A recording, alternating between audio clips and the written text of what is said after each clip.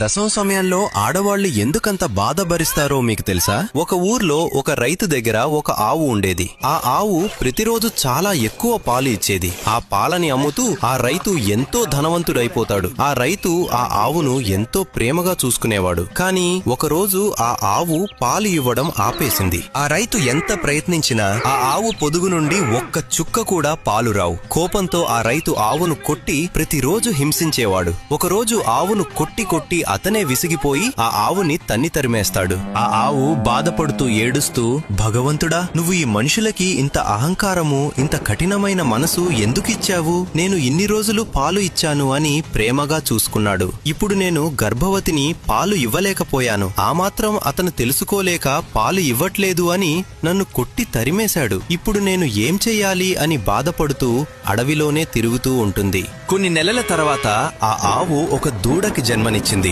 ఆ సమయంలోనే అక్కడికి ఒక యువరాణి వేటకు వచ్చింది. అప్పుడు ఆవు ఆ యువరాణితో, అమ్మా, నా బిడ్డను నా వీపు మీద పెట్టు, ఇక్కడి నుండి నేను వేరే చోటికి తీసుకుని వెళ్ళాలి అని అడుగుతుంది. ఆ యువరాణి ఆవుని హీనంగా చూస్తూ, ఛీ, నీ బిడ్డ చూడడానికి దరిద్రంగా, చండాలంగా ఉంది. నేను దానిని పట్టుకుని నీ వీపు మీద పెట్టాలా? బ్రతికితే బ్రతకండి, లేదంటే చావండి అని అవమానిస్తుంది. ఇది విని ఆ ఆవుకి ఎంతో బాధ వేస్తుంది. తన బిడ్డని చూసుకుని ఎంతో బాధపడుతుంది. ఆవు కోపంతో, ప్రసవ సమయంలో ఎంతో నొప్పిని భరించి అలసిపోయి నిన్ను సహాయం కోరాను.